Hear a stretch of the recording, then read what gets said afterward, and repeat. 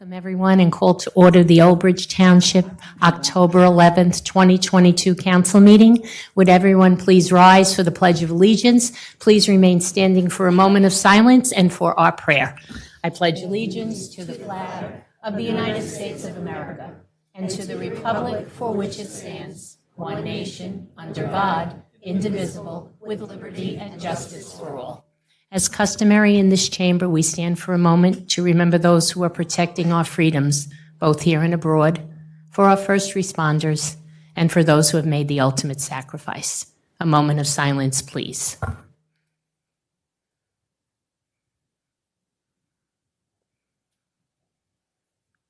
Our prayer, Mr. De Palma. O Lord, bless thy servants in the ministry of public affairs who serve thee in this chamber. Give us quiet minds and hearts that we may hear thy voice. Help us to know when to speak, when to be silent. Give us strength to oppose the wrong and uphold the right. And grant that we have a good conscience and soul at peace with thee and with one another. Amen. Thank you very much, and everyone please be seated and welcome. Roll call, Council President. Please, roll call, please. Councilperson DeCaro. Here. Councilperson De Palma. Here. Councilperson Desai. Absent. Councilperson Garcia. Here. Councilperson Dr. Greenberg Belli. Here. Let the record reflect that Councilperson Murphy is absent. Let the record reflect that Councilman Pescitti is not present at this time. Councilperson Walker. Here. Council President Sohar. Here. Okay, good evening, everyone, and we'll start with proclamation certificates. Oh, okay. Oh, I'm sorry. Go ahead. Sure. This meeting is being held in conformance with the Open Public Meetings Act. Notice has been given to the newspaper, and notice of the meeting has been posted in public places. Next open public meeting of the council will be held on October 25th, 2022 at 7:30 p.m. Okay, thank you, Kate.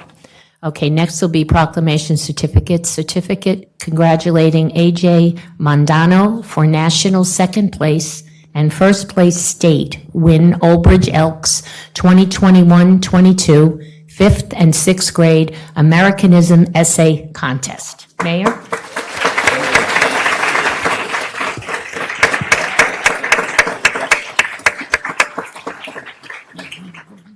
Thank you, everyone. Good evening. Full house. Everybody check with the fire marshal. Were you okay, Tommy? We're good? We're good. Thank you, everyone, for joining us tonight. We have a special young man in our audience, and we would like to recognize him on his achievement. As was announced, he won the state title, and he came in second in the nation for grades 5th and 6th essay contest, Americanism. What does it mean to love your country? This was a contest that was sponsored and administered by our local Elks. They are here tonight. I would ask the representative from the Elks to please join me. Tell us a little bit about the contest, how many people participated, and what a great achievement it is when you consider all the Elks lodges in the country to have somebody from Old Bridge come in second in the nation and then win the state essay. It's quite an achievement. I would also like to acknowledge a lot of the people in our audience. His educators are here who are working with AJ and mentoring him and turning him to a fine citizen. I recall a few years ago, AJ did a Zoom interview with me, and I think he made me more nervous than anyone I've ever been interviewed with, asking me some tough questions. So if anyone from the Elks join me tonight, and I'd also ask AJ to please come up now.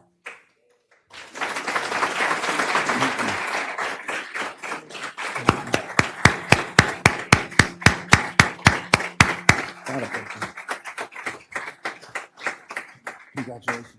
Thank you. Okay. Well, our Elks will now take the podium and make some announcements and some comments. Thank you for being here.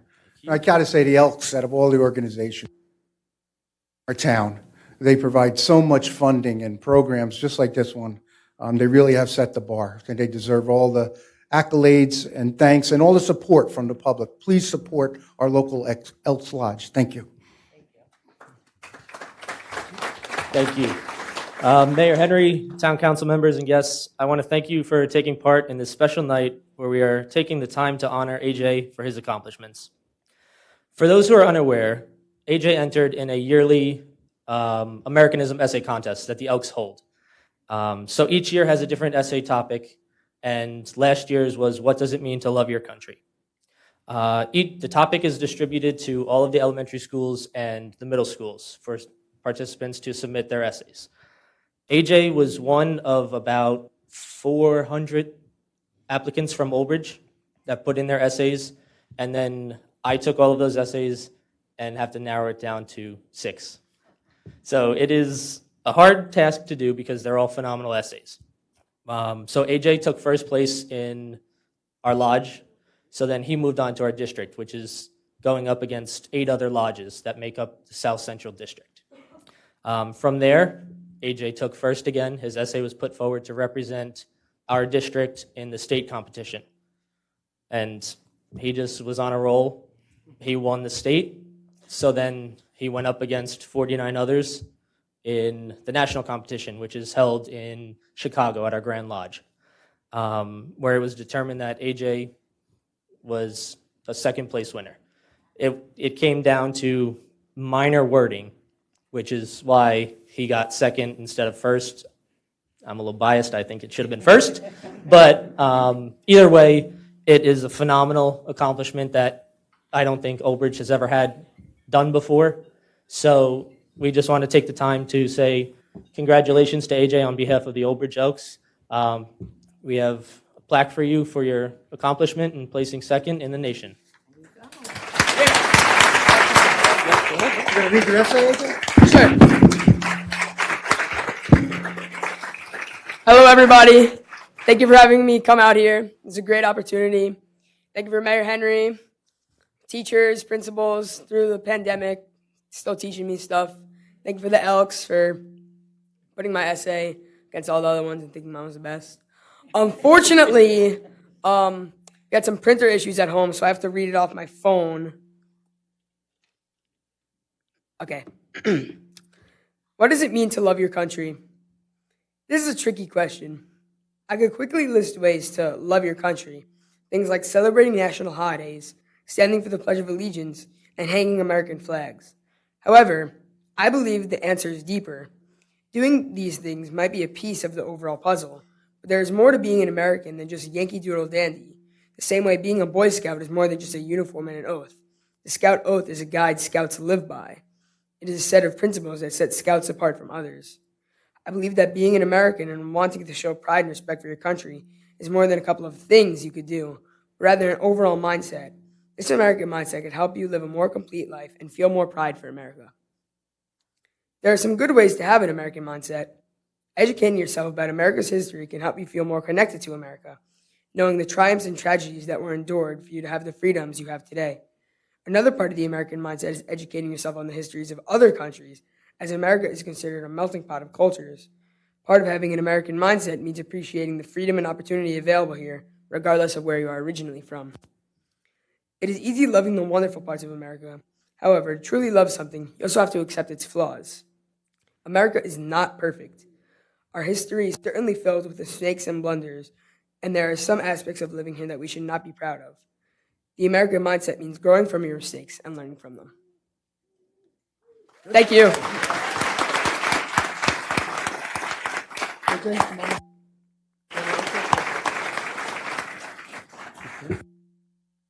Do that. AJ, here we have this. Congratulations. We are Old Bridge proud of you, AJ. So on behalf of the mayor and the rest of the township and the council, we present you this.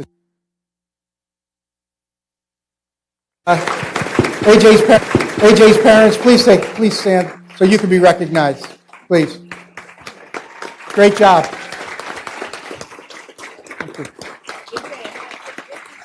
You got to get some pictures. Thank you. Yeah. Does anyone have a camera?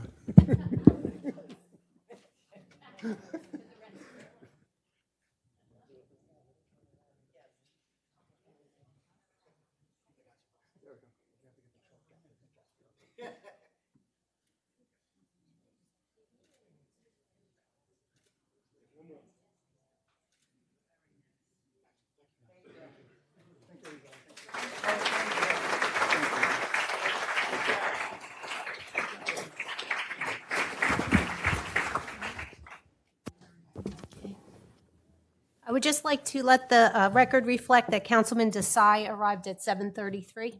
All right, and thank you very much. That was so wonderful. Congratulations, AJ. We are so totally Old Bridge proud. Thank you so much. How nice. Wonderful. Yep.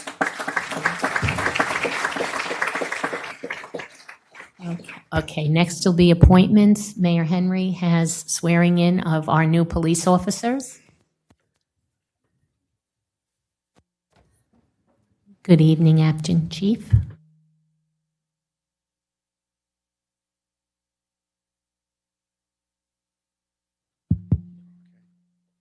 Again, welcome everyone.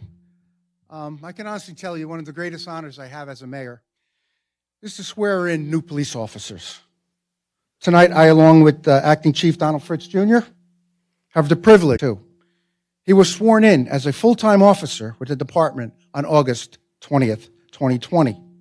Nick holds an associate in science degree in criminal justice from Brookdale Community College.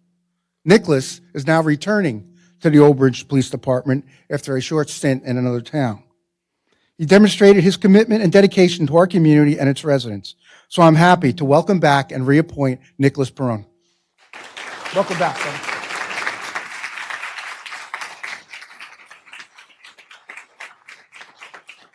Good. Coming up with you? Anybody coming up? Picture. Donnie, get in there. Just for the magazine.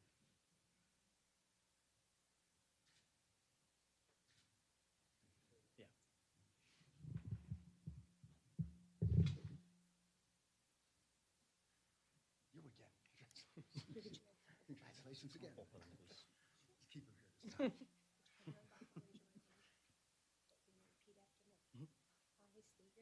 I, Nicholas Perron, Do solemnly swear do solemnly swear that I will support the Constitution of the United States that I will support the Constitution of the United States and the Constitution of New Jersey, and the Constitution of New Jersey, that I will bear true faith and allegiance to the same that I will bear true faith to allegiance and the same, and to the governments established in the United States and to the governments established in the United and States in this state, and in this state, under the authority of the people, under the authority of the people, that I will faithfully, that I will faithfully, impartially, and justly perform impartially, and justly perform all the duties of my position all the duties of my position of police officer for the Township of Old Bridge. I state your name. I, Nicholas Endez, Do solemnly swear do solemnly swear that I will support the Constitution of the United States that I will support the Constitution of the United States and the Constitution of New Jersey, and the Constitution of New Jersey, that I will bear true faith and allegiance that I will bear true faith and allegiance to the same to the same and to the governments established in the United States and to the government establishment in the United States and in this state, and in the state, under the authority of the people, under the authority of the people, that I will faithfully, impartially, and justly perform and that I will faithfully, impartially, and justly perform all the duties of my position all the duties of my position of police officer for the Township of Old Bridge of police officer for the Township of Old Bridge to the best of my ability. to the best of my ability. Congratulations.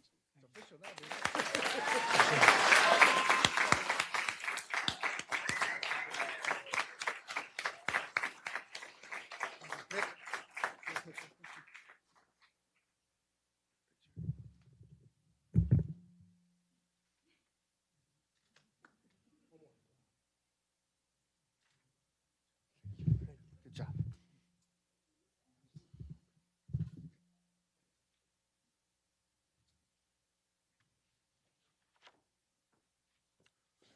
Next will be Andrew Paderek.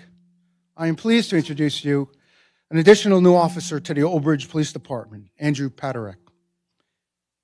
Andrew first served with the department as a volunteer auxiliary police officer from 2015 to 2020, and most recently, a special law enforcement officer, Class 1. He holds a bachelor's degree in criminal justice from New Jersey City University and an associate's degree in criminal justice from Brookdale Community College. Andrew completed the alternate route program at the Camden County Police Academy. I know Andrew's commitment to public safety of our community will continue for many more years to come. Andrew, welcome aboard.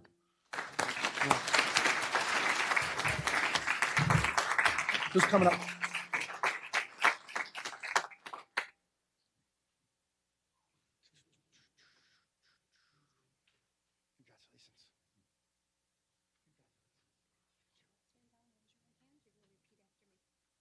State your name. I, Andrew Patrick, Do solemnly swear do solemnly swear that I will support the Constitution of the United States that I will support the Constitution of the United States and the Constitution of New Jersey, and the Constitution of New Jersey, that I will bear true faith and allegiance that I will bear true faith and allegiance to the same and to the governments established to the same and to the governments in the established United States and in this state.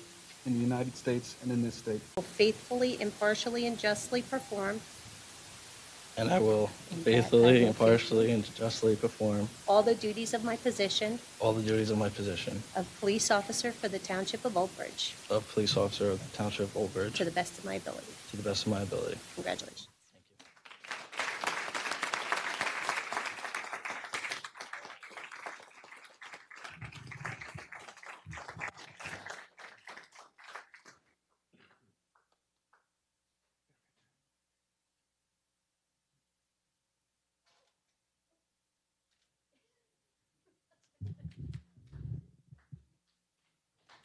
Thank you. Thank you so much.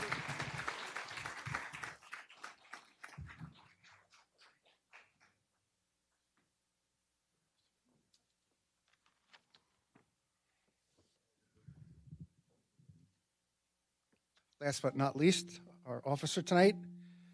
Recently, Christopher Spurlock served as a special law enforcement officer, Class 2, with the Point Pleasant Beach Police Department.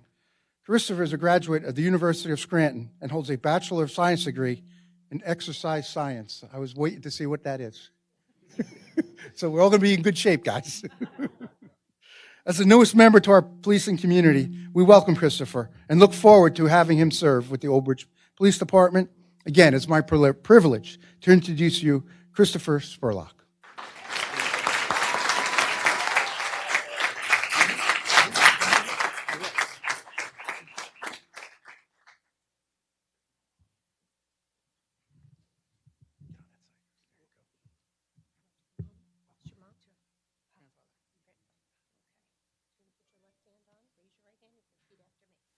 I state your name.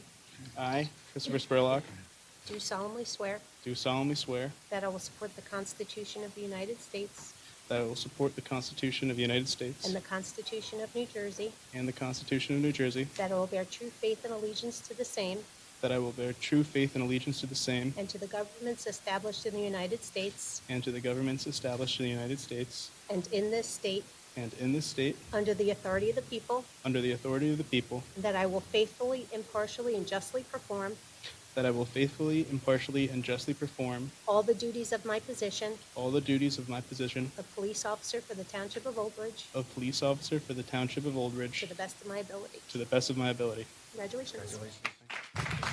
Yes, you're welcome.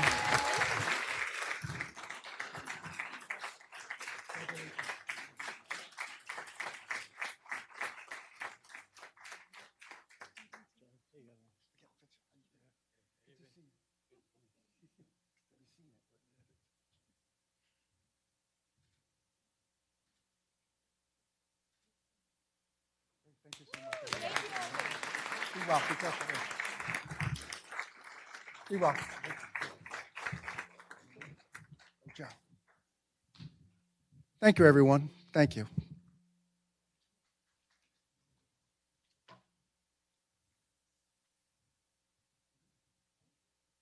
Well, congratulations to all the officers and their family. Good luck to everyone. Be safe out there. And thank you again for sharing your all the good things you're going to do here in Old Bridge with us. Thank you so much. We really appreciate it.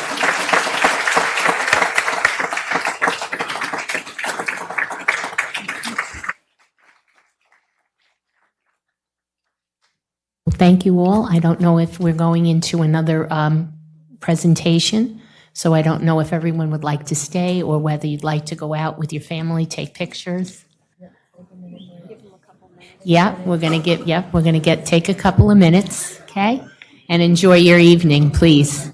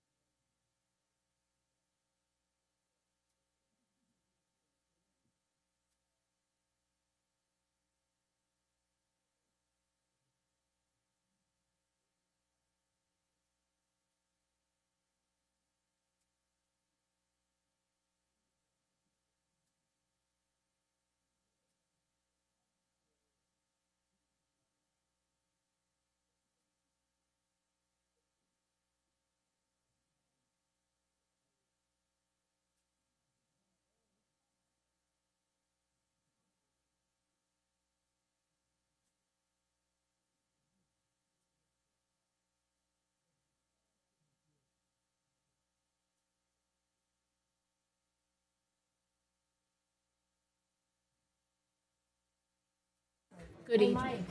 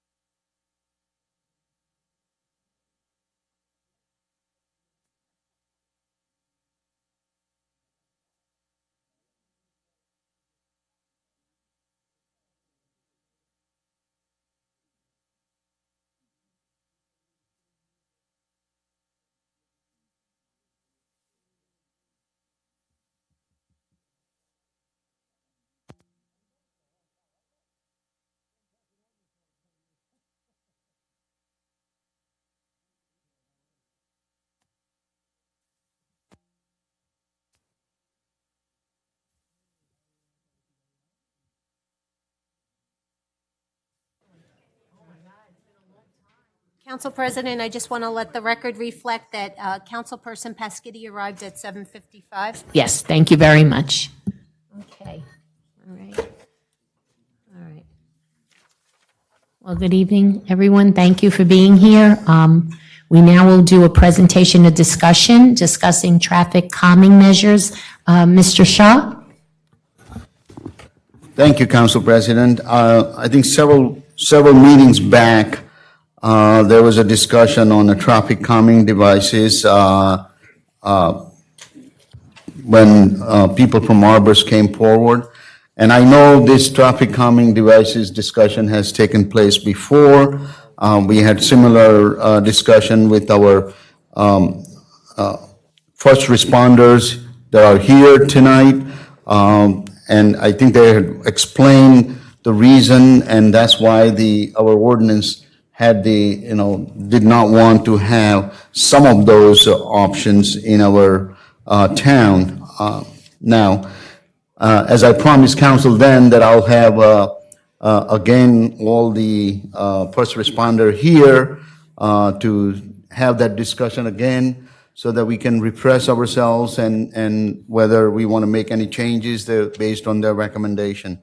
So I'm going to introduce tonight we have from our Fire Bureau, Chief Brian Stitzel, and forgive me if I don't pronounce the name correctly, but Chief Bob Varney, Chief Rich Dunn, Chief Eric Popalik, Fire Marshal Tom Hartz, Fire Marshal Tom Miller, our officer Aaron Matacani, and OEM Assistant Coordinator Mike Patchower is here. And then also our emergency OB Temps, Lisa Giuliano is here. So they're all here present and available to answer any questions. I'm going to turn it over, Mayor. You want to? First of all, let me thank everybody for coming out tonight. Most of you, if not all, your volunteers here tonight, and we appreciate your dedication and commitment to keeping the residents of Old Bridge safe. And tonight we're here, as Mr. Shah said, we're constantly bombarded with telling us that we need to install speed humps and speed bumps on some of these streets that we continue to have speeding problems on. And my answer to them is continuous, that we don't allow them in the town. They're not permitted under the current rules and ordinances that the fire marshals have set forth in our town. So, and I'd like, if you want to give the reasoning why, it's just not because we don't want to. There's a method to the madness here of why we do not want to install speed bumps on public roads, especially some of the roads that have been brought up, suggested, being the major roads that lead into developments. And I'll leave it up to you guys now to make a brief presentation about why we don't have them, and I assume and you're recommending we don't change that policy. So, Yes. Thank you. Thank you. All right. There are substantial issues when it comes to speed bumps and emergency response. As per a study done by the U.S. Department of Transportation, Federal Highway Administration, and the Institute for Transportation Engineers, speed bumps can cause up to a 10-second delay per device for emergency vehicles. The study also shows that to reduce vehicle speeds to 25 miles per hour, a speed bump will be required approximately every 400 feet, which means that multiple speed bumps will be required in each area they are installed. When you start adding this all up, you're now talking about a substantial delay. Now let's take a look at response times without any speed bumps installed. The National Fire Protection Association sets all of our guidelines and standards when it comes to emergency response. The first part of the response time is the actual detection of the emergency. This time varies based upon time that it takes until the complainant realizes there is an actual emergency. Then there is the transmission time, or the time to call 911 and for the dispatcher to pick up the phone. The transmission time is approximately 10 seconds. Next is the time for the dispatcher to process the event and dispatch the appropriate response. This takes approximately 60 seconds.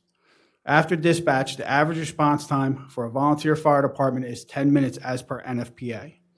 If we add all this up, we're looking at a total approximate time of 11 minutes and 10 seconds. Fire can double in size approximately every 60 seconds. Based on a study done by the National Institute for Standards and Technology, or NIST, shows that a fire can reach flashover stage in approximately 2.5 minutes. For those who are not familiar with what flashover is, it's when everything in the room becomes fully involved in fire. This is the point where firefighters, even with their protective gear, could not survive. Most occupants are overcome by smoke within minutes in the early stages of the fire, well before a flashover occurs. Let's take a look at a couple recent fires we have responded to. In 2 separate recent incidents, the homeowners opened the door to the room where the fire was and were overcome by smoke. Due to the large volume of smoke, both homeowners described it as they could not see anything, even right in front of their face. Neither one of them were able to reclose the door to the fire area. This allowed the fire to spread throughout the occupancy in a matter of mere minutes. One of the homeowners suffered minor burns when they opened the door and discovered the fire. In another incident, a family left their townhouse to run a quick errand.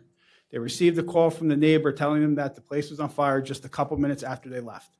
Upon our arrival and search of the house, we found their family dog deceased in the living room. Not to mention the danger to the other occupants, since the townhouse units are attached to each other.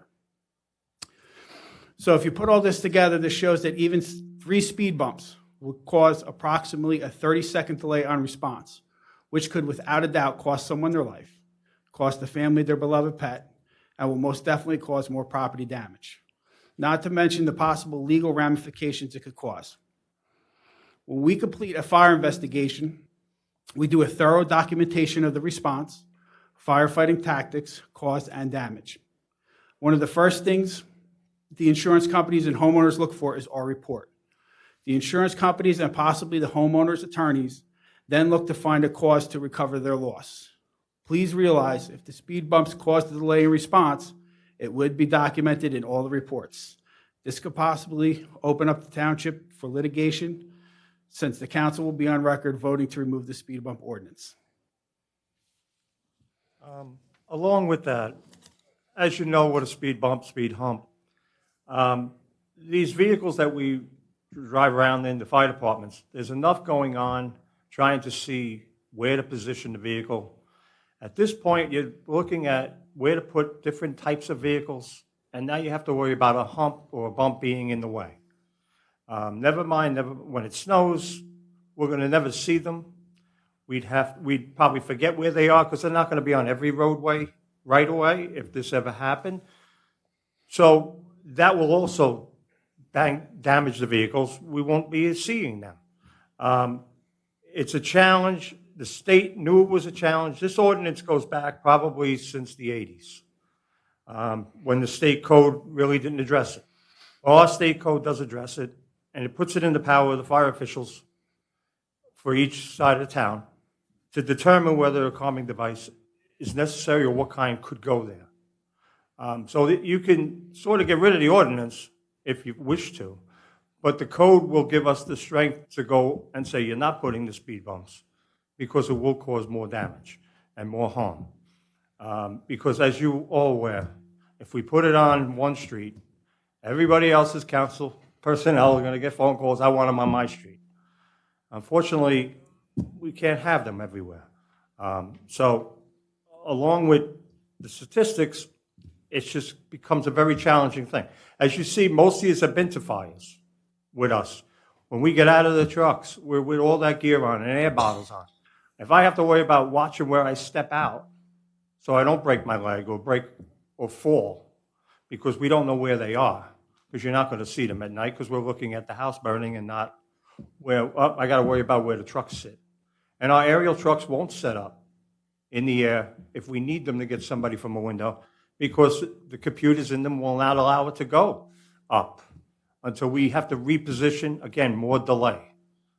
So we're hoping that, this explains why the ordinance was there back in the 80s, and now it's even more because of the way the vehicles are designed, that we don't put them in. So, Mayor, that's... Thank you. I think it's well explained. I don't know if, Lisa from OB Thames, do you want anything to add to that? Because I know you have a high-speed ambulance driving down, and I don't know if that affects you. I think I did explain to the public, to the council, when the issue first came in, is that we're very concerned about safety of our first responder, fire, first aid, police, because they have to do high-speed driving, and those speed bumps will not be helpful in those situations. So, Lisa, you have anything? Aaron? Go ahead. If I could, real quick, on the EMS side. With the ambulances, you also have the patient in the back of the ambulance. So the patient could incur more injury in the back of the ambulance by being jostled around. And I'm sure Lisa could attest to this. The medics will have to start IVs, do intubation, do all these processes in the back of the ambulance, which would be very difficult with the speed bumps there. So just think about you trying to get an IV in the back of your arm in the ambulance when you're going over speed bumps. Good evening, Mr. Mayor, Council. I was asked to also prepare to send a police view on what the officers, all of us in general, would think about speed bumps. Background: I've been an officer for 23 years. And now I'm in charge of our traffic operations in the town, our traffic safety unit. A couple notes I'd like to share with you. Fire department said it perfectly: is they're going to slow down vehicles. Firemen, a lot bigger equipment than we drive. However, being an officer for as long as I have, those seconds do make a difference in life and death. And I have gone to calls where if you're not there and you're slowed down, people die. And I don't think anyone here wants to take that chance if it's your family member. Those seconds will save lives. Number two, to make it more personal to everybody here, is the complaints we're going to get from our residents. There is an increased noise level with a speed bump or hump or rumble strip. Drivers will slow down, yeah. But what are they going to do when they pick up speed when they go over the hump? They're going to gun it. You're going to be frustrated. You're going to be angry. You sit in traffic, you slow down, you get angry. Now you're going to pick it up, you're going to step on it. You're also going to hear the residents are going to say, we're hearing revving noises. We're hearing the cars when they bottom out. If they bottom out, certain cars are very low. They're going to have to go really slow. It's going to cause a delay.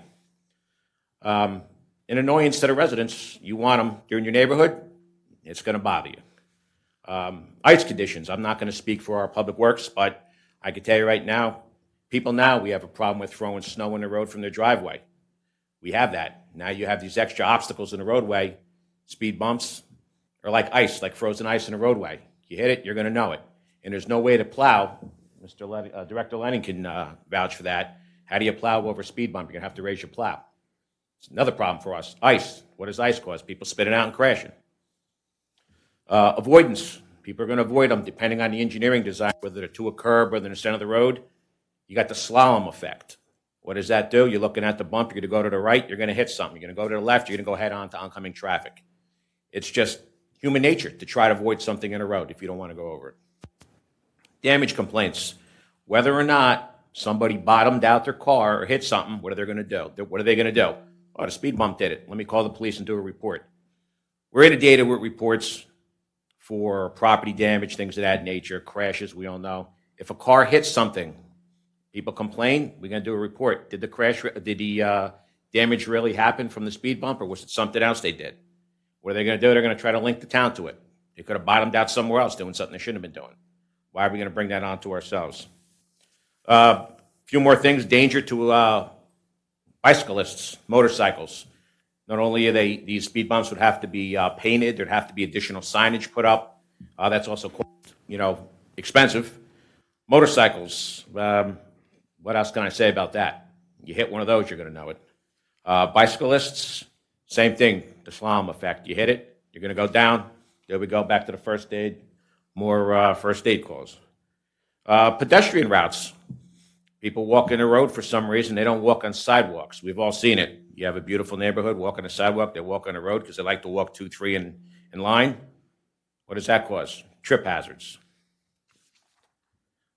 We also use something in town. We call them detour routes or evacuation routes. We don't advertise them, but if you live somewhere and you got a lot of cars going through your neighborhood because there's a crash, we have roads shut down, road construction, you start putting speed bumps here and there, and like everyone's going to want them. We're going to slow down our movement of our traffic and our detours. We're going to slow down evacuation if we had to have moved someone out of an area quickly. There's another negative aspect. I can't speak personally for our transportation people. School busing. School buses would have to be altered. You can't stop a bus right in the middle of a bump. Now, that's all gets into the engineering on how far you put them. But if everyone has to change what we're doing now, then we're going to get more complaints from that. You can't stop a bus on top where the kids are going to trip over it. And one more thing, distraction. It's just a distraction to a driver. As soon as they see the bump, they're going to hit their brakes. They're going to slow down as they're approaching the first one. What does that have the potential to cause? Rear-end crashes. And then in summation, I just think that a speed bump is a false sense of security. It's not an end-all or a cure-all to speeding. There's no way to really prevent it. There's education, there's enforcement, there's engineering. But if someone wants to speed, they're going to speed. Even with the fines and the points you get, some people just don't care.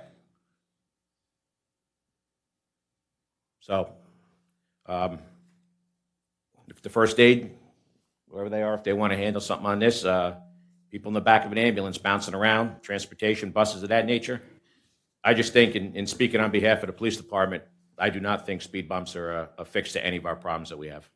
Thank you. Thank you, Aaron.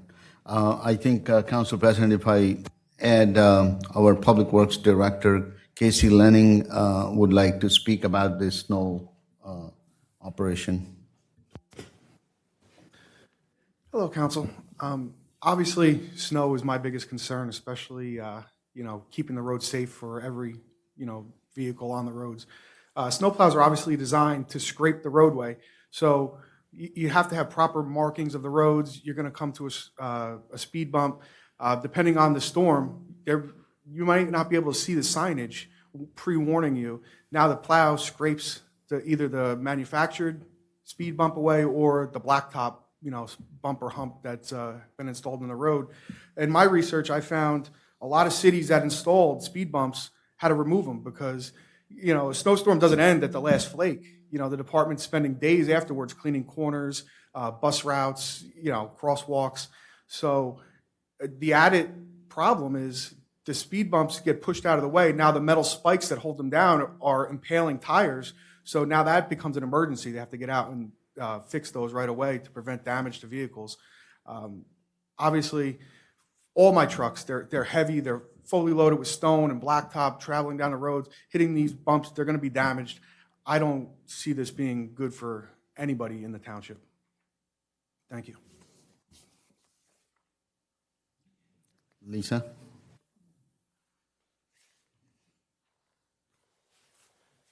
Good evening, everybody. I'm Lisa Juliana. I'm the EMS Coordinator for the Township of Old Bridge and the Director of OB Thames.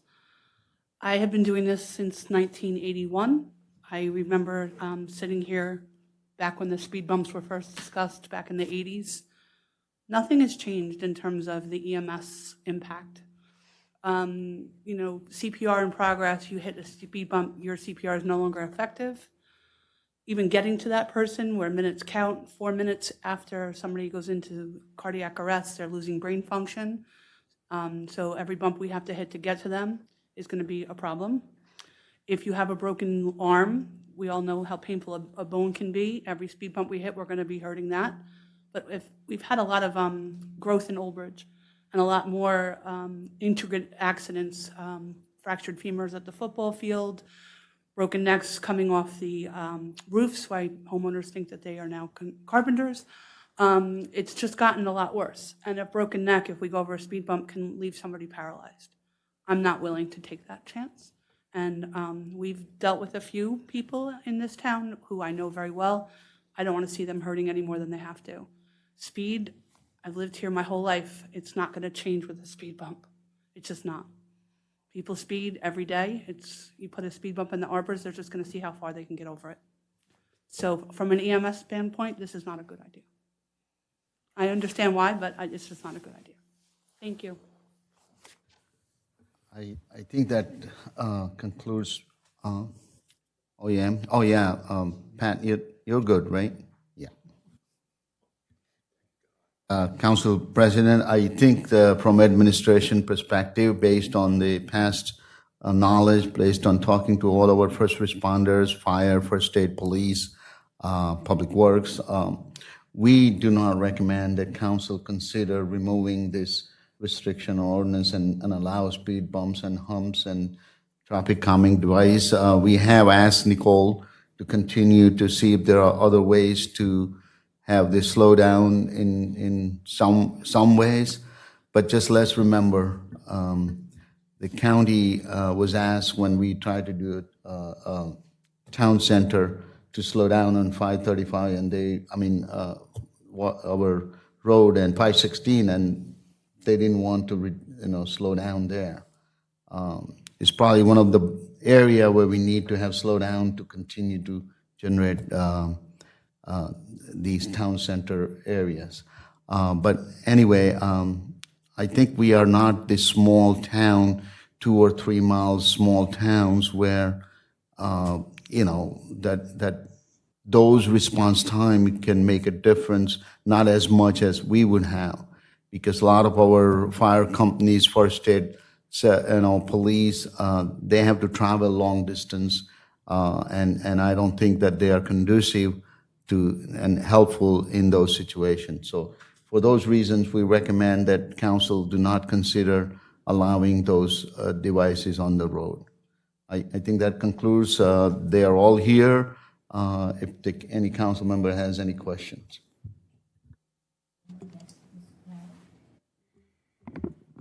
First of all, I want to say thank you. Thank you all for coming out tonight. I really appreciate it. And, this is probably all stemming from me. I brought this up because I had the members of the Arbors, the residents of the Arbors, talking to me about, the speeding and the problems, that they're experiencing on, especially Phillips Drive. I feel like a couple of meetings ago, we kind of talked about this and, we kind of, in my mind, we kind of took speed bumps off the table because it was talked about how dangerous they were. And I've talked to a few people saying, telling me the same thing. I think Casey and I had a conversation somewhere and, he was telling me, something about, the flying, how they fly. And I was like, okay, that's done. So as far as I'm concerned, the speed bumps, I'm not pushing for that. So I just want to correct that misconception because, they're not being pushed by me, that's for sure.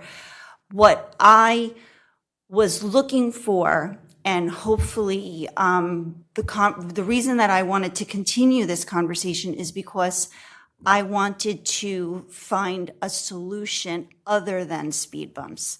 So I appreciate that you all are here talking about the reasons why the speed bumps are not effective. And I after hearing all of you talk and after hearing, what Himanshu and others had said prior to this, I absolutely, I agree.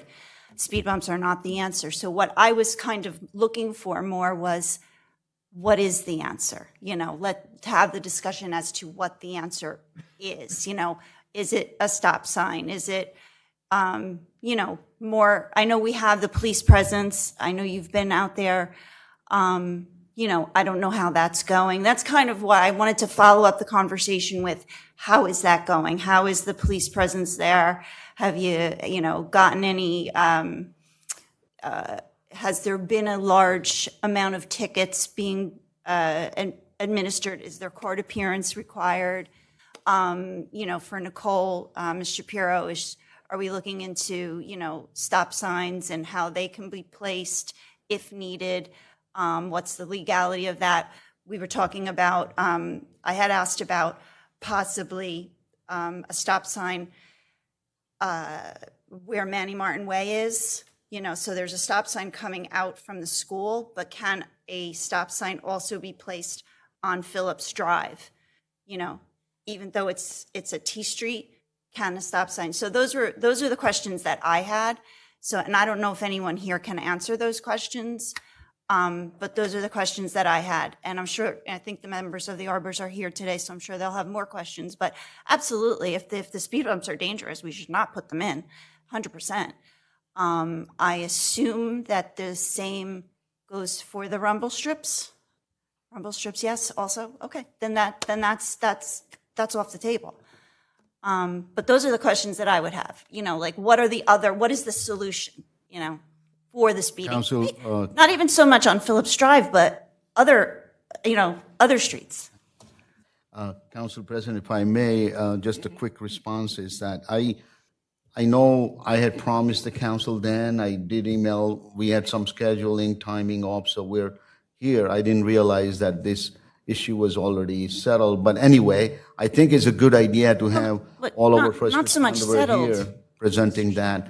In terms of others, absolutely, we have asked Nicole to look at it. I think she can provide you some information tonight about the other option. But I just want to point out, and I think it's important to point out, that when the first time our bus issue came about, this was as a result of, we tried to make that street really good. We repaved the entire street, and I thought it's like damn if you do, dumb if you don't kind of a situation. It was in bad shape. Everybody complained. We got it all fixed now. It's nice to drive, and suddenly people are speeding. But what really was interesting is that very first time we had police patrol put on there. Arbors had their social media page. First thing they put out, hey, police is going to be here, don't speed. Now, that's definitely not going to help. I can tell you that. We have, and as I said, I think one of the idea that Mayor, during our negotiation, Mayor had brought up to me, and I think we incorporated with the police PBA membership, and they agreed to that, is that we're now looking into, in 2023, implementing not the highway patrol, but targeted enforcement is what we call, but on all our major side street where, this kind of events, we get a complaint about speeding, we're going to start enforcing, additional enforcement going on in those areas. We're going to put that money in the budget, and I'm hoping the council will support that, approve that, and so that we can implement that enforcement. That's one of the things we're doing. And I'm going to turn it over to Nicole to give you a brief information on some of your questions.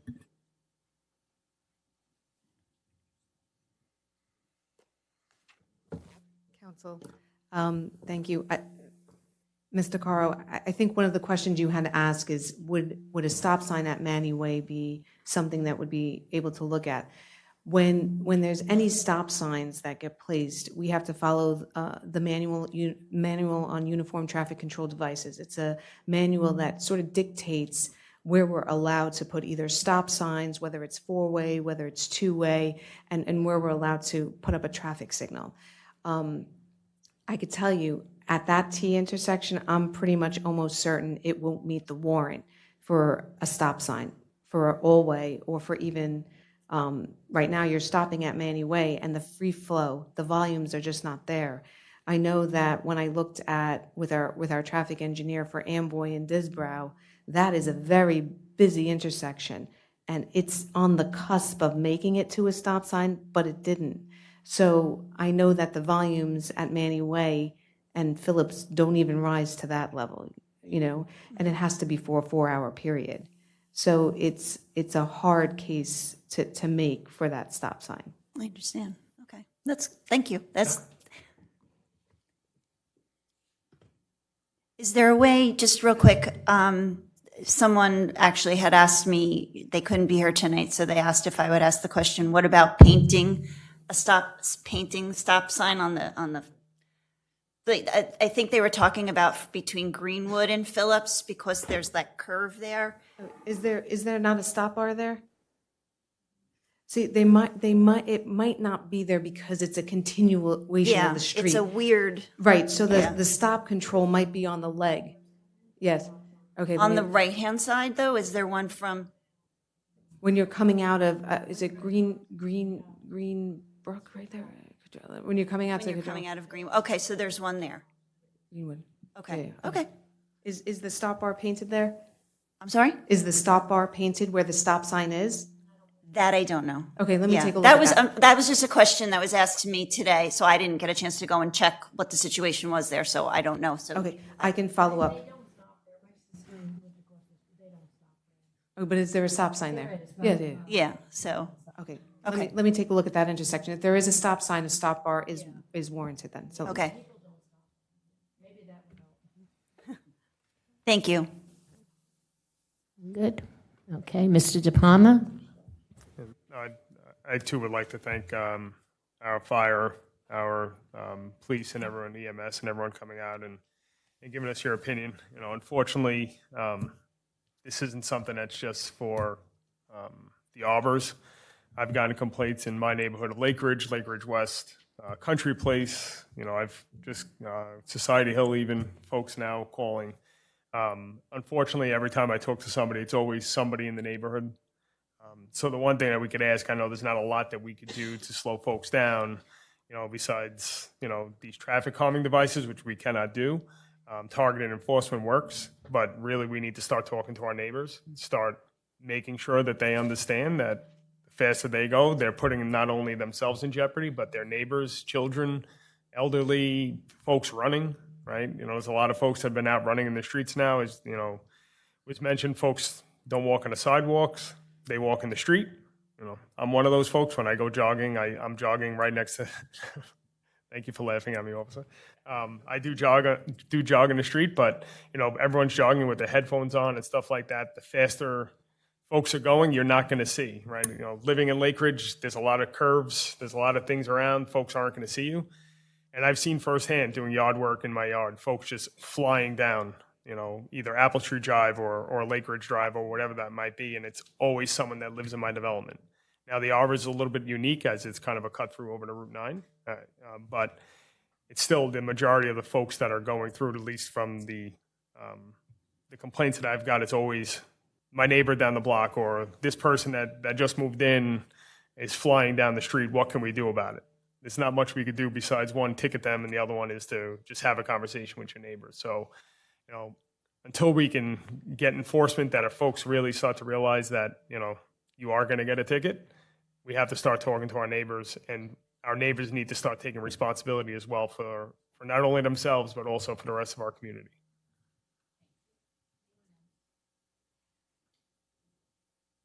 Councilman Garcia? First, I want to thank you guys for all coming out with your expert opinion. It means a lot to us. But it's unfortunate because we're not going to stop speeding, no matter what we do. It's up to the driver. As you know, I live in Cheesequake Village. They want me to put speed bumps everywhere. We try talking to the drivers, the owners. You're just not going to stop it. We try to do the best we can. And we appreciate the law enforcement coming out there and trying to stop it. But we know we're never going to stop it. But I want to thank you guys for coming out and giving your expert opinion. Thank you. Yes, thank you all for coming. It's very interesting to hear from every department how the speed bump does affect you, and we're in agreement they shouldn't be. It's very sad that the answer is that people just have to abide by traffic signals, you know, and by the speed limit signs. I mean, it's pretty basic. That's why they're up there. And unfortunately, it doesn't. And I know when we do get complaints. We send the police out, have for targeted enforcement, and it's usually the people who live in the area get the tickets. So I don't know how many tickets it's going to take for someone to get, or how many people in a neighborhood before they do slow down. But it is very unfortunate. But thank you for your time. Thanks for coming. I knew the speed bumps were not legal because of the fire vehicles and the EMS. You don't want someone with a broken neck and hitting a speed bump. But like Dr. Greenberg said, you're not going to stop speeding. I know in my area they have a targeted zone where they get heavy fines and they have to come to court. One person was stopped 2 times in one day. He said, "Oh, I didn't think you could stop me 2 times." So I don't know that you're going to fix the speeding. It seems to me, I don't know about anybody else, but lately people seem to be driving more recklessly than years ago. I don't know what the answer is to it. We could try what the mayor said in Hamacho, that we could try spending more money trying to target people, but I don't know how we're going to stop the speeding. Well, I'd also like to just finish up by saying naturally, thank you for the time that you spent here. And I think Mr. Hart put it really well when he said, when people hear this one development, everybody wants this. And this is where we needed to have you come and make it clear as to why we can't. Because I'm not a social media person, but people send me things. And this can get distorted in so many ways. It's for safety and that alone. And that's what we're here for. And that's what you guys take care of us with, is the safety. So we look to you. We don't want to make up any kind of whatever, this or that. This is what it's about. Everyone now, hopefully, out there watch this and understands it for what it is and why you came forward tonight to explain, so that new people in the community, because like you said, back in the 80s, and I was here as well, bigger hair, but I was here, and we did have that discussion. But now we have a lot of new people in town, so they can very easily be misled in thinking, why can't we, in other states or in other, whatever. So tonight you came forward and you were very good at what, putting it together for everyone out there. And the mayor and the administration, as well as the council, is aware that people are frustrated by it and they want to see something done. So they are trying to have some new initiatives to bring forward. And if we all work together, hopefully it will come to a good conclusion. But I'm just so glad that you were really kind enough to come this evening, take the time out of your lives to share with us and make everyone out there know this is the reason why we were talking about not having these humps and bumps. So thank you very much again. Really appreciate it. Oh, did you want to say? Yeah, I just want to make a small comment. I have sympathy with fire marshal's argument, and I understand because I live in a development which has a two bump. It was very high, but I think somehow, I do not know, did they get requested or what, but it is very low. I think the best thing, instead of all bump, we can have a rumbling strip. But let me tell you why in my development, and I think many other development is in the same boat, we need the bump because people coming from all the way Ticetown and Inverness and everybody to cut the corner instead of going straight to Route 9, they come from Cottrell to Spring Hill. And then, even from Spring Hill, they don't go 34 because light. So they come in my development and just speed by and come out on Old Mill Road. And there are lots of young kids in my development. Many. We have park, so we need, because kids are playing after school time on the weekends and weekdays also. So at this time, I don't think I can vote yes on this particular thing. If it comes to vote. Yeah, I no, know this it's was- not coming to vote today, but that's my concern. Okay, well, the ordinance is in place. It's been since 1981, 85, 86. Yeah, I think we should talk to each and every private development homeowners association because all development has some kind of bump. They have, the developments have. All right, speed bumps. yeah. Yeah, it was, yeah. Okay, all right, everyone has spoken. All right, thank you very much again, and everyone have a good evening. Mayor, would you like to speak? Thank you. Okay. Okay. Have a good evening. Thank you very much. Good evening.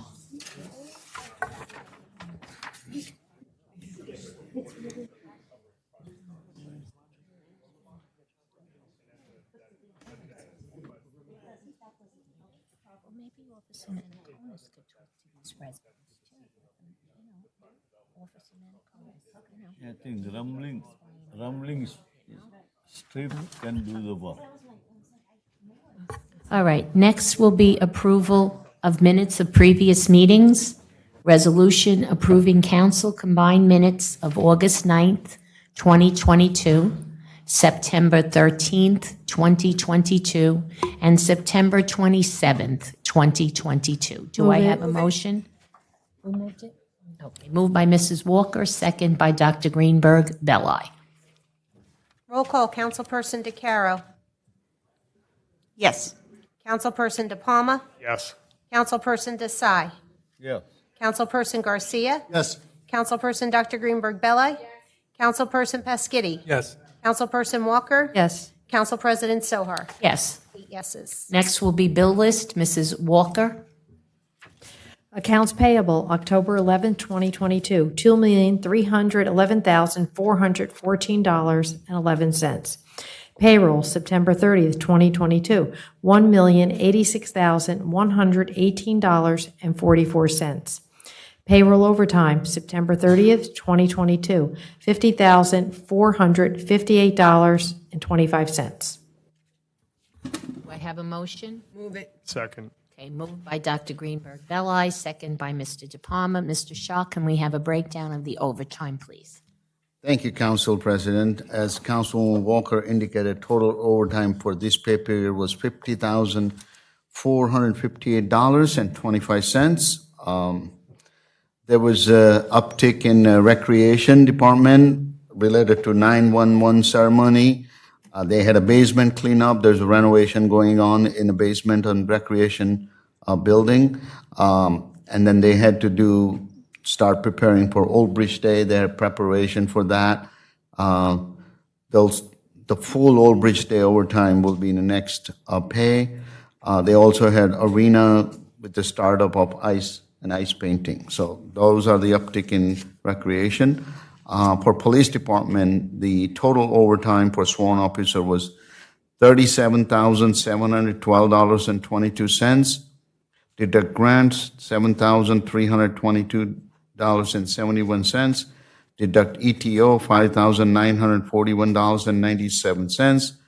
The net overtime was $24,447.54, representing 414 men and women hours. There was no pandemic caused, and there were 2 officers injured on duty or light duty. That concludes my report. Thank you very much, Mr. Shaw. Now we'll have a roll call, please.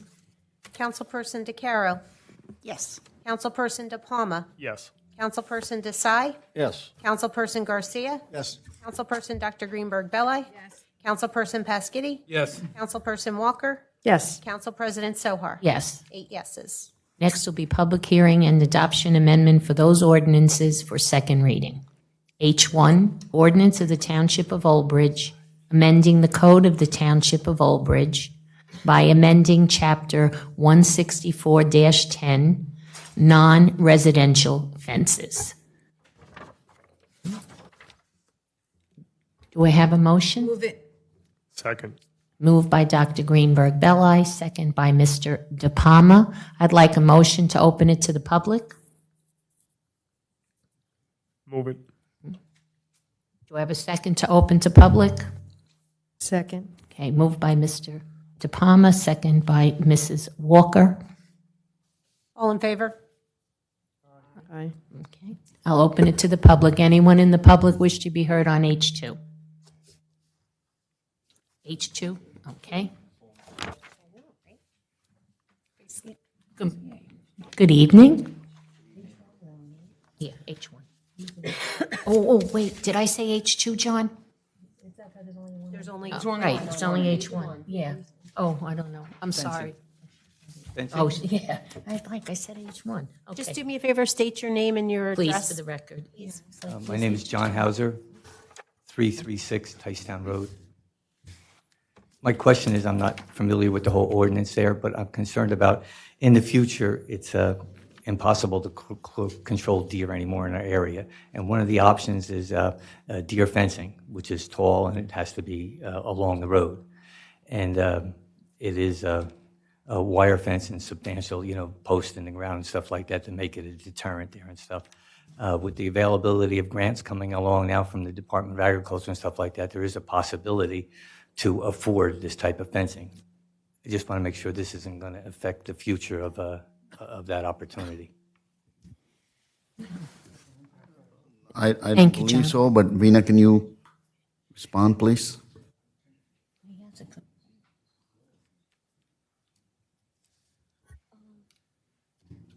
I'm not too sure if I understand the question because the change in the ordinance is related to fences within non-residential zones or non-residential properties. And what it does, it allows the property owner to have a wall or a solid fence up to 6 feet. And beyond that, for the next 4 feet, because the limitation is 10 feet, beyond that, it would be open. So I don't follow the question.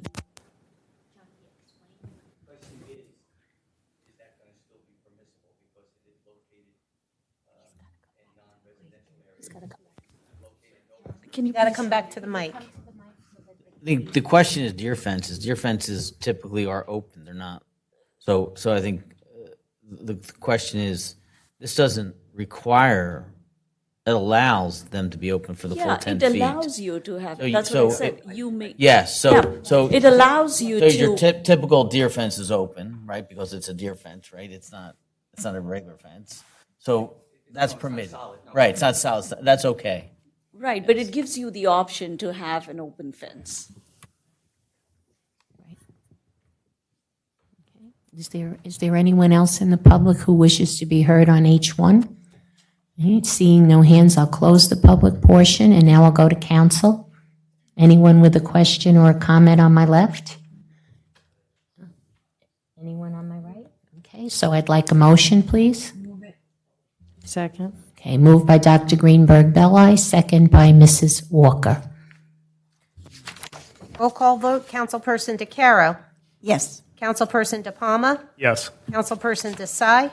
Yes. Councilperson Garcia. Yes. Councilperson Dr. Greenberg Belli. Yes. Councilperson Pasquitti. Yes. Councilperson Walker. Yes. Council President Sohar. Yes. 8 yeses. Next will be ordinances for first reading, FR1. Ordinance rescinding the Lambertston Track, Rose Track, and a certain adjoining lot redevelopment plan for 218 acres, Township of Old Bridge, New Jersey. Ordinance plan adopted on March 27th, 2006. Do I have a motion? Move it. Do I have a second? Second. Okay, moved by Dr. Greenberg Belli, second by Mr. De Palma. Roll call, Councilperson DeCaro. Yes. Councilperson De Palma. Yes. Councilperson Desai. Councilperson Garcia. Yes. Councilperson Dr. Greenberg Belli. Councilperson Pasquitti. Yes. Councilperson Walker. Yes. Council President Sohar. Yes. 8 yeses. Public hearing set for October 25th, 2022.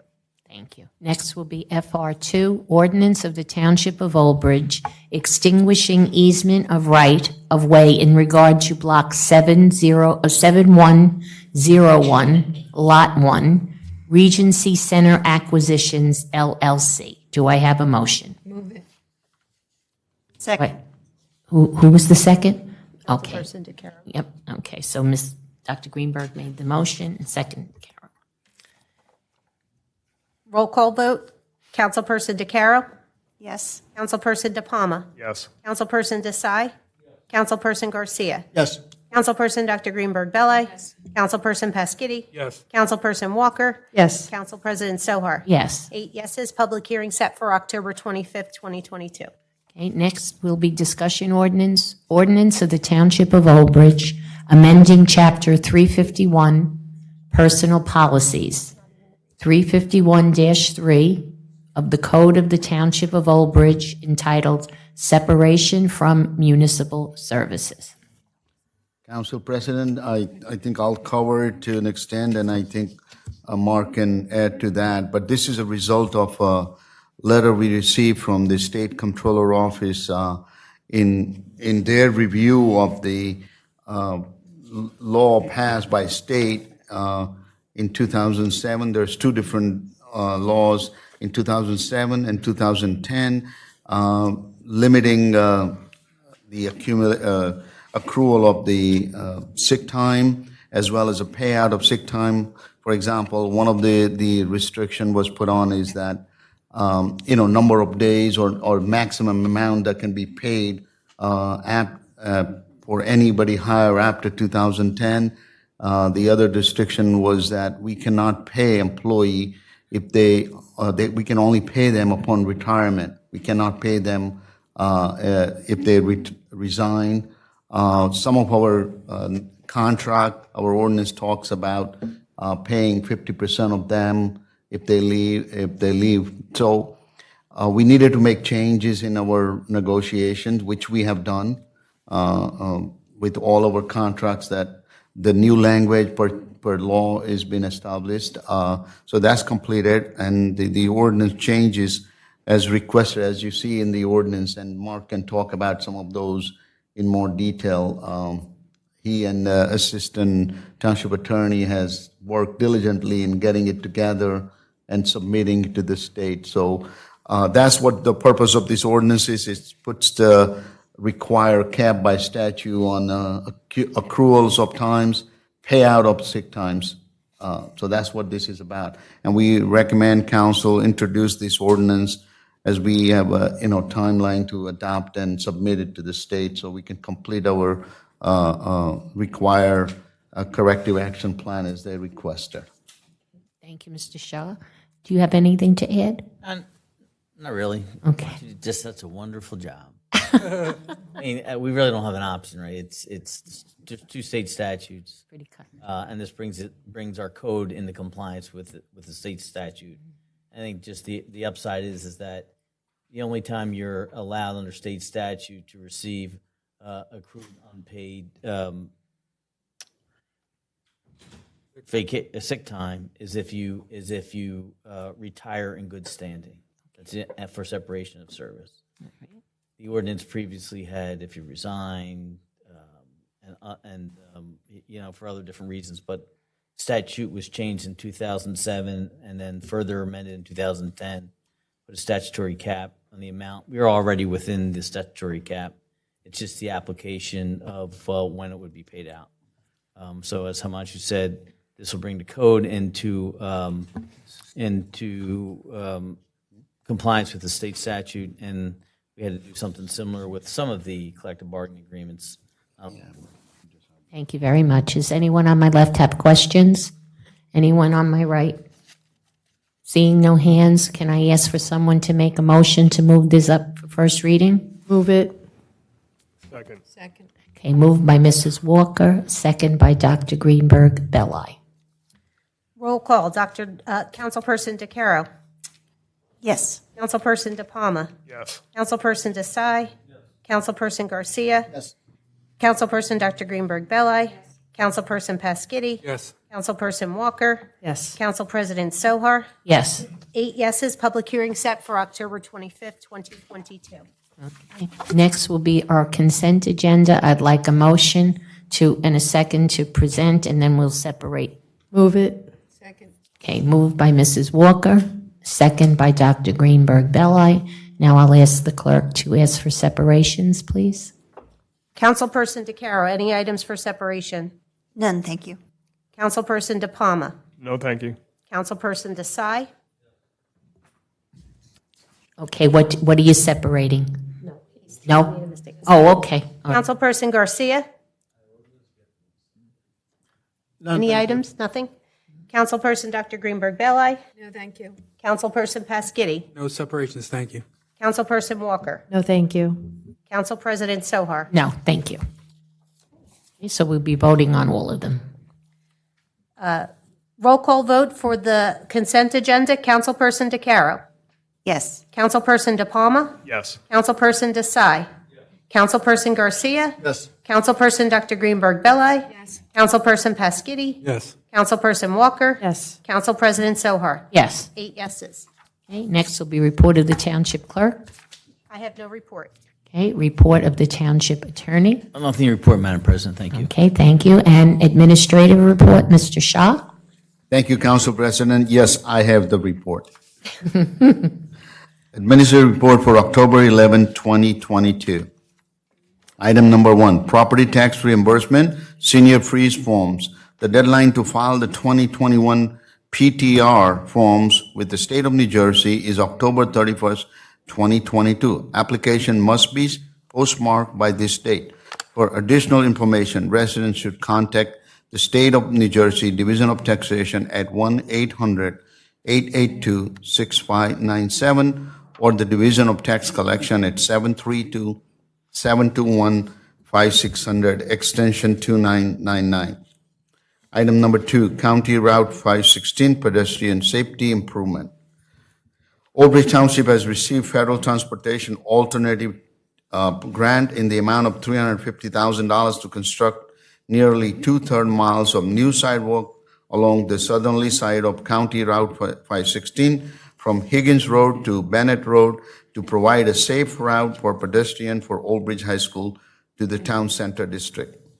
A community information meeting is being held to present an overview of the project as well as invite participants to submit questions, comments to the project team. Following the meeting, the presentation will be made available through the Old Bridge Township website until November 11 with the opportunity to provide feedback. Item number 3, fall paper shred. There will be a paper shredding event on Friday, October 21st for all township residents. The truck will be at Cheesequake Village Clubhouse from 10 a.m. to 11 a.m. and then at Municipal Complex from 12 p.m. to 3 p.m. Please visit oldbridge.com/recycling for more details. Item number four, fall lip collection. Fall lip collection will begin week of October 24th in wards 1, 2, and 3. Please visit oldbridge.com/recycling for the full schedule. As a reminder, only paper lip bags are accepted, no plastic bags. 5, coat drive. The Old Bridge Food Bank and Department of Public Works will be hosting its second annual coat drive on Saturday, November 5th from 9 a.m. to 12 p.m. at the Recycling Center. Join us in helping residents in need stay warm this winter by donating new or gently used coats and hats, scarves, and gloves. This will be a drive-through drop-off, so all you need to do is drive up and we will take care of the rest. For more information, please visit oldbridge.com/publicworks or oldbridge.com/foodbank. This was a very successful event last year. This is the second time. Hopefully, our residents will participate in this program. Item number 6, Parks and Recreation fall programs all start this week and next week based on the classes you register for. The John Piccolo Ice Arena is now open for open public skating. Please check the website for dates and time. The annual Halloween event will take place in the municipal parking lot on Saturday, October 29 from 11 a.m. to 2 p.m. For more details on Parks and Recreation information, please visit oldbridge.com/recreation. Item number 7, Police Department. Mayor Henry sworn in 5 police officers earlier at tonight's meeting, 4 new hires and 1 rehire. And we're happy to see that our new signed contract is resulting officers wants to come back to Old Bridge. The officers are Nicholas Perron, Nicholas Endez, Andrew Petrek, Thomas Rothmund, and Christopher Superlock. That concludes my report, Council President. Mayor has... Yes, I just, Mr. Shah, I guess the wording was on item number 2, the County Route 516 pedestrian safety improvements. A meeting is being held, and that meeting for the residents to come out and talk about and have input is on Thursday, October 27th, between 6 o'clock and 7:30 p.m. in the evening, and that will be held in room 217 next to Planning and Zoning. And we encourage everyone to come out and support that project, or if they have any concerns. Here. Does anyone have any questions for Mr. Shah or comments on the report? Good job. Okay, then I'll take a motion to accept. Second. Okay, moved by Mr. Desai, second by Mrs. Walker. Roll call, Councilperson DeCarro. Yes. Councilperson DePalma. Yes. Councilperson Desai. Councilperson Garcia. Yes. Councilperson Dr. Greenberg Belli. Yes. Councilperson Pasquini. Yes. Councilperson Walker. Yes. Council President Sohar. Yes. 8 yeses. Okay, thank you very much, Mr. Shaw. Next will be public comment on any subject matter for a maximum period of 3 minutes. The public comment portion of our meeting is to allow the public to bring to council's attention their concerns or comments. This section is open for any topic or items in the consent agenda. In accordance with NJSA 10:4-12A and the Old Bridge Rules of Council, the council asks the public to limit their comments to 3 minutes or less. Only one member of the public should approach to speak to council at a time. The council will respect the public's time by refraining any comment until the speaker is finished with their allotted time. It should be further noted that public comment portion of our meeting is not structured as a question and answer session. If a member of the public has questions they seek answers to, an appointment can be made with the corresponding department's office during regular business hours. Township clerk will regulate the time during the comment portion of our meeting. Okay, thank you. Anyone in the public who now wishes to be heard, you can come forward, please.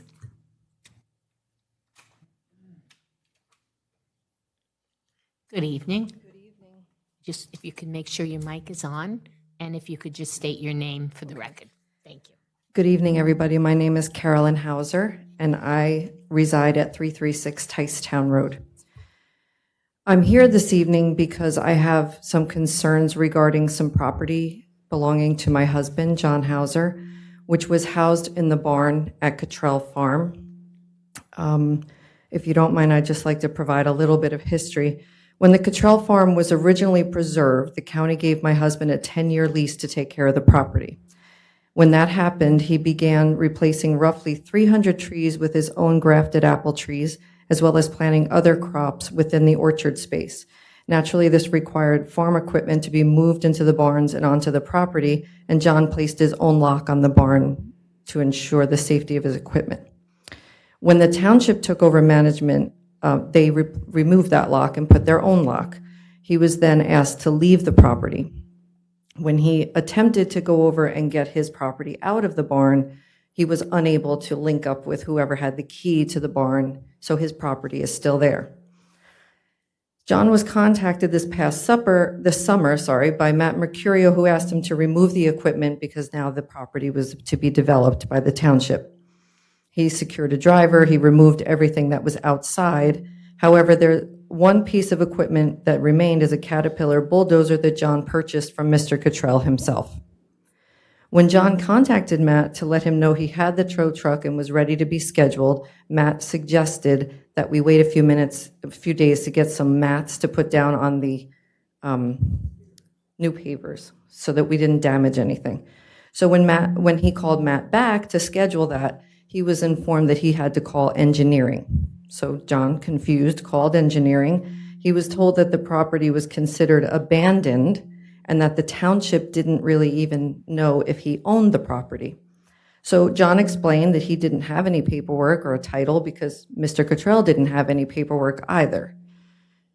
Next, he was able to contact Miss Cottrell, Patty Cottrell, who is Mr. Cottrell's daughter. She lives in Georgia. She remembered and sent a letter to engineering to let them know he did own the property. The problem is when we were trying to get the property, we can't even get a return phone call at this point. So he has tried to get the property. He was told that the bulldozer wasn't even running, to which he answered, I know it isn't running. No one should have touched my property because apparently they had the township workers go in and try to fix it. The major issue here is not only that he has been treated with, in my opinion, okay, thank you.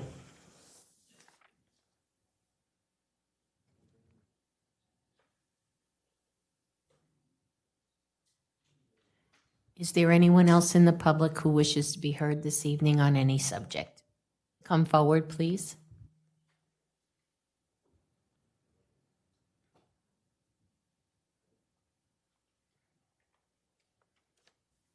Okay, good evening. Good evening, John Hauser, again from 336 Ticetown Road. Thank you for the opportunity again to address you. As my wife stated, we have been trying to work with engineering and we have worked with council. I have worked with both back and forth. I've had help in both departments, but now I feel like a ping pong ball. I've been bounced back and forth. I was told by engineering that they were waiting for legal. I don't know what that is because they don't return my call. I mean, several calls, messages left, and I can't get an answer. So that's why we're baffled at this point. The truth of the matter is that the refusal to return our property, blatant disrespect, questioning my character, and the lack of response from the engineering is all part of this issue. Our farm is quite possibly one of the oldest continuous active businesses in this township and the last family-run fruit and vegetable operation in town, having been on Ticetown Road for the past 150 years. I take pride in my operation, as my father, my grandfather, and my great-grandfather did before me. To have been treated so disrespectfully by this township is disappointing, to say the least.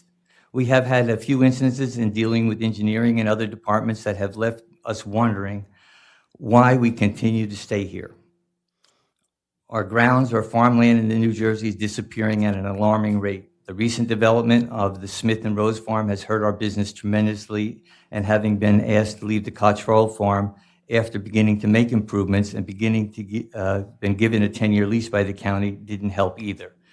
So the problem is the farmland and the space that I do have is not enough to sustain my family and operation like that. So the additional lease ground of the Green Acres property over there, the Rose Farm and the Smith Farm, has been very helpful. When I started out there, it was all grown up with trees, briars, and everything. It took several years to clear it and put it into productivity, but now that has sailed.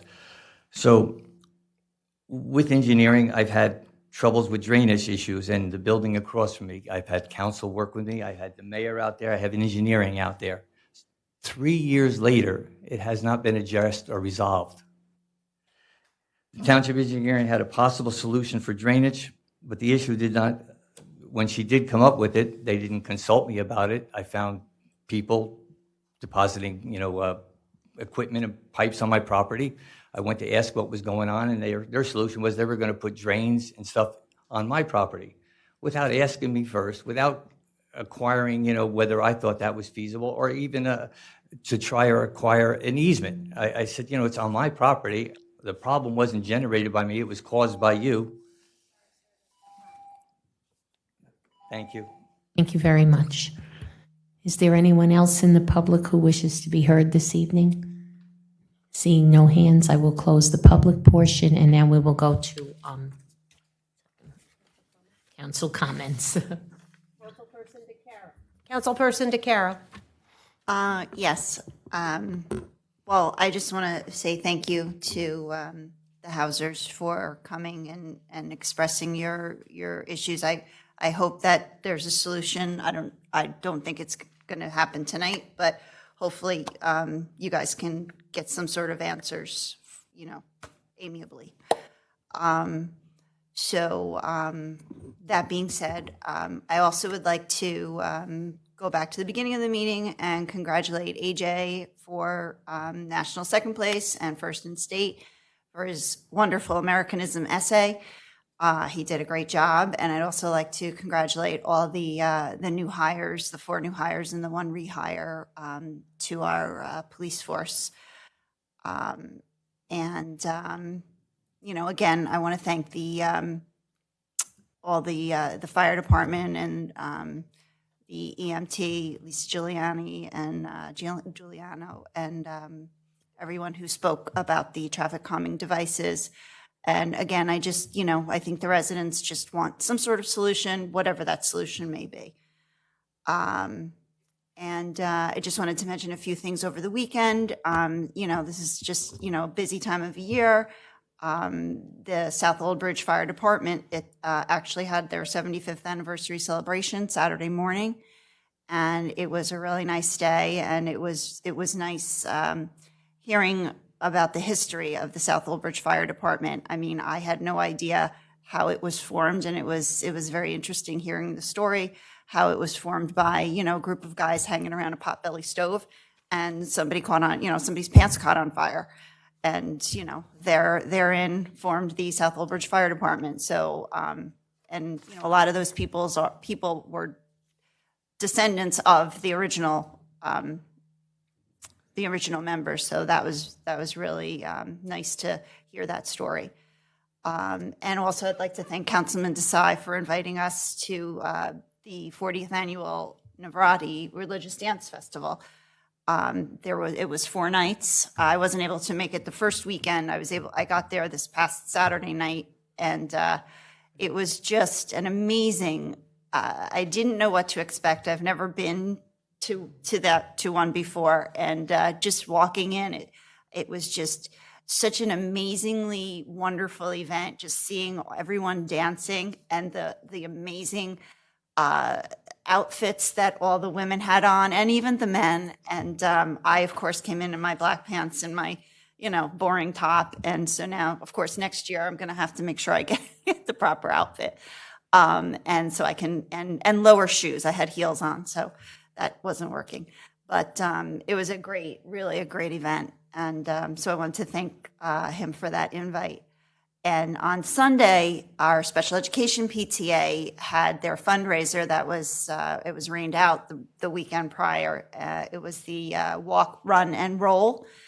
And it was held at Lombardi Field, and they raised over $5,000 for communication boards that, in collaboration with the woodshop students, Matt Mercurio from our rec department, and in the case of the one in Lombardi Field, a scout by the name of John Mayer, he is going for his Eagle Scout badge, and his project is going to be to beautify where the sign was placed. It's placed right by the track, and the woodshop made a sign for it, so it's going to be right there. And Matt is going to be placing more communication boards throughout the township, which is just such a great thing and a great collaboration. So thank you for that. And also we have elections are coming up, and I just want to remind people mail-in ballots have gone out. And if you received a mail-in ballot, don't let it sit on your counter, fill it out and mail it in, because I know I always forget mine. So that's always good to have a reminder. So, and that's it. And thank you very much, and have a great night. Thanks.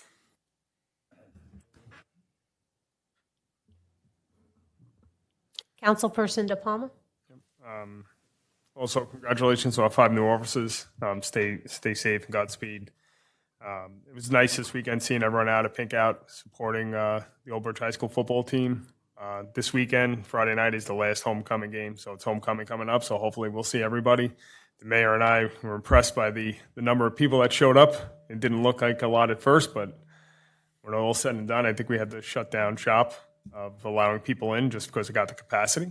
So it's great to see so many folks come out.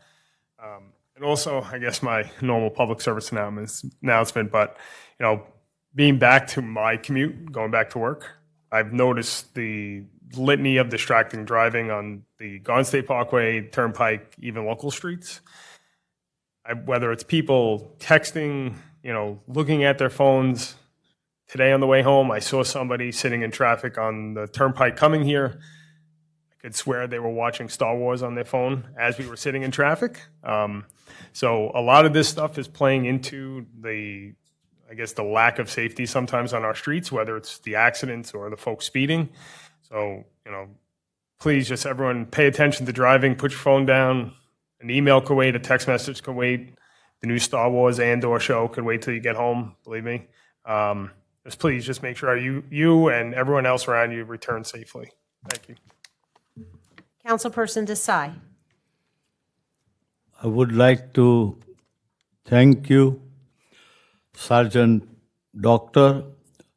After last meeting, when I spoke about police problem, he came right after the meeting, gave me told me what to do, and if that was, and still it was not working. So I asked him because Board of Education was asking me why you did not have the security on the first weekend. So I asked Herb, and he helped me to achieve the goal. So many council people, including mayor, was there. Mayor was there for a couple of days, and it was a very good festival. Was celebrated 2 weekends, Friday, Saturday, and this was the 41st year. And I hope future generation continue. We started long time.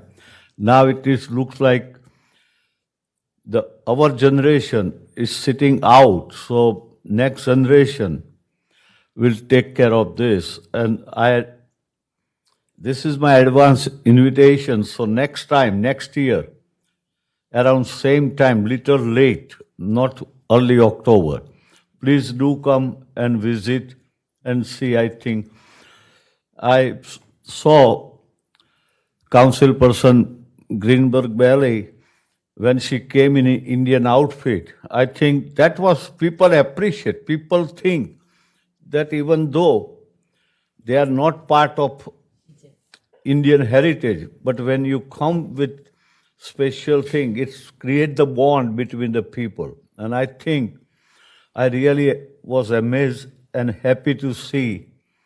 I don't want to name who was there, because people who didn't came there will feel that I'm against them. No. But again, I would thank at least mayor who has, since he is a mayor, he has came every time the first day and inaugurate the festival. Mayor, thank you for your help. I cannot forget Mr. Shah. Whenever I have problem for this festival, he is always there to help. He was a part of my group originally, but he then split and started in Sayreville. So he was busy there. Thank you, Himanshu, for your help. Thanks. Councilperson Garcia. Thank you. I want to make a quick comment about Halloween. You know, Halloween's in a couple of weeks. Just coming. And I was doing some look on the computer the past few days regarding fentanyl. And I'm really concerned about fentanyl with the kids. It's coming locally to us, whether we like it or not. All I'm asking is parents, really look out for your kids. I mean, years ago when we were kids, we had to look out for razor blades. Now we have to look out for fentanyl and Skittles-colored pills that are killing our poor kids. All I'm asking parents, just be more aware. This stuff's coming to your neighborhood, whether you like it or not. I have something here that says the U.S. Drug Enforcement Administration has been raising a terrifying alarm in recent weeks. According to the DEA, bright-colored fentanyl pills designed to hook children have been spotted in nearly 24 states. The DEA says they identified a deliberate new marketing scheme by Mexican cartels and street dealers who want the pills to look like candy to children and young people. It looks like candy. In fact, it's been nicknamed Sweethearts and Skittles. Oh. We've all had those candies. Just please, watch your kids. 2 weeks, you know, it's dangerous out there for these poor kids. We just have to keep them in, just watch them. That's all I have to say, and thank you. Councilperson Dr. Greenberg Belli. Yes, I don't want to be long, but I do want to say that it was fun. And I've gone many years to the Navratri Festival, and I'm just always impressed how with the dancing, that they can go on that long and dance, and that the festival is for 9 days, for 9 nights, and it's in the honor of the goddess Durga. So the history of it is very nice. And also speaking about history, it's been said earlier that 75th anniversary of the South Old Bridge Fire Department. It's quite incredible what can get accomplished when people put their mind to it and they organize and they're committed and dedicated to getting something positive done. The men that created that certainly had a vision, and to think that 75 years have gone by And I want to thank all the volunteers across all the town, the whole town, because without them, we would be in dire straits. Also, I went to a pickleball tournament on Saturday, and I'm just totally impressed. I know people are sick of hearing about pickleball, Matt Mercurio, but I just wanted to tell you that it is incredible the amount of people, young, older, and I mean, it's just amazing.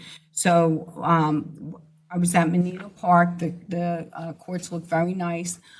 There were some concerns that, not this time, luckily, that I heard, and I'm sure you've heard it before.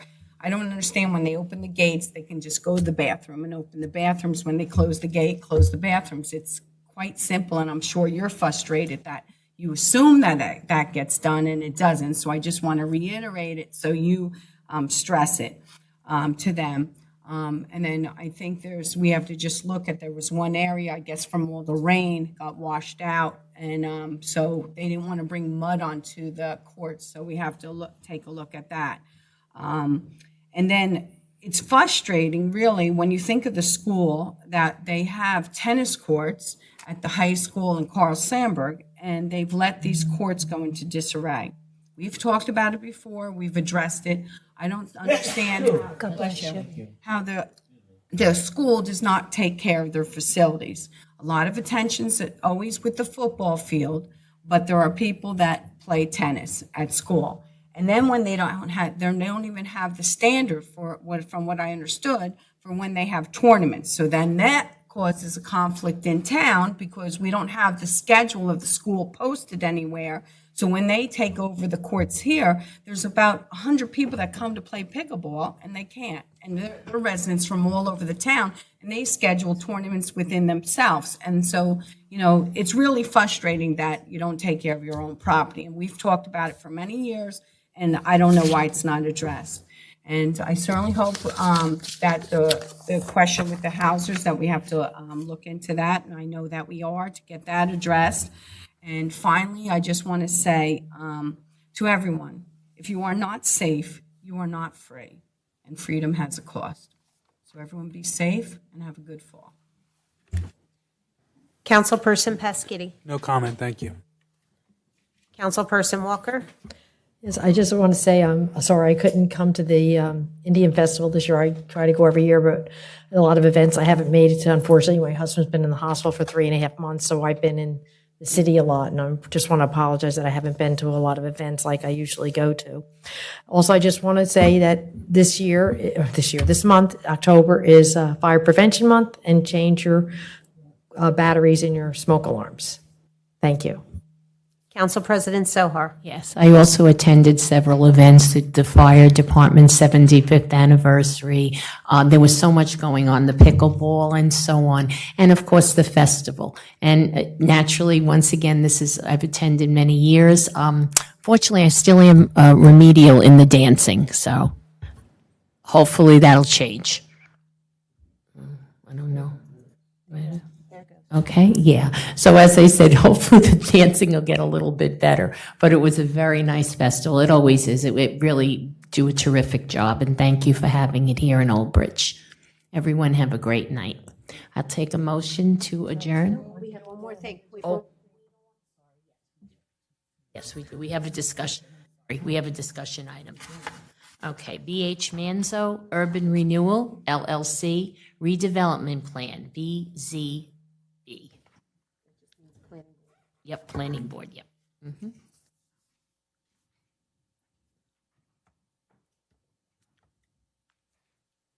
Who's here from?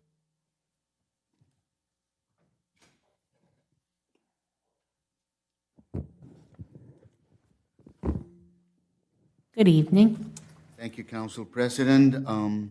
We have one of the previously approved development in Runyon watershed area, which is a redevelopment area, and has requested that we consider that as a redevelopment plan. And I think Weena will explain it further, but I think administration would request the council to support to move into redevelopment plan.